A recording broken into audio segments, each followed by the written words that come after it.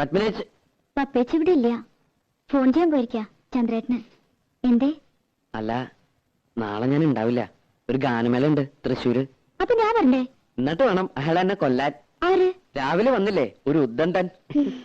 അയാളെ രാധെ കെട്ടാൻ പോണതല്ലേ? എന്നാര് പറഞ്ഞു? എന്റെ അമ്മായിയുടെ മോനാ.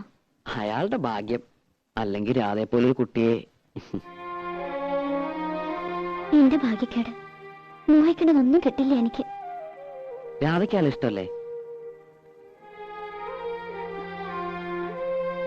ഇഷ്ടമുള്ളവരൊക്കെ കല്യാണം കഴിക്കാൻ പറ്റുമോ? പിന്നെ രാധയ്ക്ക് ആരെ ഇഷ്ടം?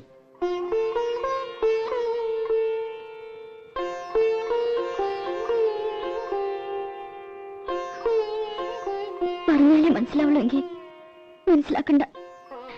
എനിക്ക് യോഗമില്ലെന്ന് സമാധാനിച്ചോളാം. ഏയ് രാധേ, വേണ്ട, എന്നോട് മിണ്ടണ്ട. എന്താ ശശി? ഞാൻ ആരെയും കണ്ടില്ല ഇവിടെ. നാളെ ഞാൻ ഉണ്ടാവില്ല. ഒരു ഗാനമേള ഉണ്ട്. അതിൽ രാധയെ വിളിക്കണുണ്ടോ? ഇല്ല, ഇപ്പൊ വിളിക്കണില്ല. പിന്നൊരിക്കൽ.